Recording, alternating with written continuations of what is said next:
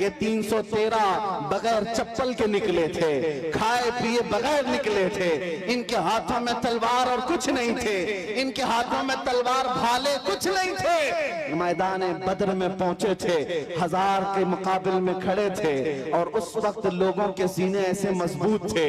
حضرت حیدر کرار فرماتے ہیں رسول اللہ بار بار فرما رہے تھے جس کو یہاں سے مدینہ جانا ہے وہ جا سکتا ہے۔ 313 میں ایک بھی کھڑا ہو کر یہ نہ کہا میری بیوی کا کیا ہوگا، میرے بچوں کا کیا ہوگا۔ انصار کھڑے ہو کر کہتے ہیں یا رسول اللہ بدر سے مدینہ سے بدر کا جو مسافتی سفر ہے وہ 160 کلومیٹر ہے، مدینہ سے یمن 1000 کلومیٹر ہے۔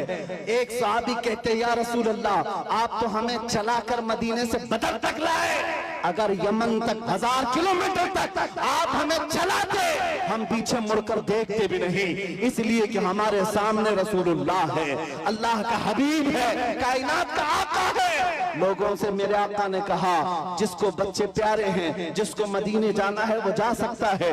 صحابی کھڑے ہوتے ہیں مقداد بن اسود کہتے ہیں آقا یا رسول اللہ آپ کے بعد جینا کس کو کہا جاتا ہے، زندگی کس کو کہا جاتا ہے، اگر آپ نہ ہو تو پھر زندگی ہے ہی نہیں، اور جہاں آپ کا پسینے کا بوند گرے آپ کا ہر ساتھی اپنا خون وہاں گرائے گا۔ عزیزان گرامی یہ ان کے جذبے تھے، دنیا کو یہ تاریخ پتا ہے، یہی وہ مدینے کے 313 نہتے نکلے تھے جنہوں نے قیصر و کسریٰ کو بھی رون ڈالا تھا۔ اس زمانے کی سپر پاور 2 طاقتیں تھی، پرشین امپائر، رومن امپائر۔ اس زمانے میں جیسے امریکہ اور رشیا سمجھو، اس زمانے میں یہ 2 بڑی سپر پاور طاقتیں تھی مدینے میں موجود، ننگے پیر گھومنے والے، ایک کھجور پر پورا دن گزارنے والے وہ صحابہ کہتے تھے ہم روم بھی فتح کریں گے، ہم کسریٰ کو بھی نیچے لے آئیں گے۔ تو اس وقت مکہ والے ٹھٹا مار کر ہنستے تھے، کہتے تھے کہ ان کو مکہ میں گھر تک نہیں رہ گیا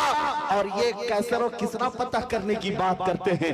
10 سال نہیں گزرے تھے جب عمر بن خطاب کا زمانہ آیا، فاروق اعظم کا خلافت کا دور آیا، دنیا نے دیکھا وہی پیوند لگے کپڑے پہننے والے میرے رسول کے غلام جب نکلتے ہیں، ایران کو بھی رون ڈالا، روم کو بھی رون ڈالا۔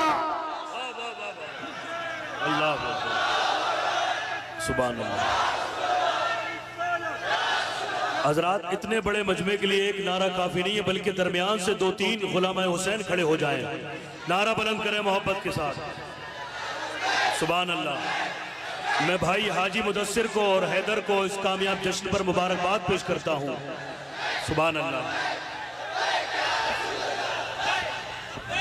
میری تمنا صرف اتنی ہے ہمارے دلوں کے اندر ہماری تاریخ رچ بس جائے، ہم کسی مجرم قوم سے وابستہ نہیں، ہم جھوٹوں کے امین نہیں اور نہ ہی جھوٹوں کے وارث ہیں۔ جب کبھی دنیا تمہارا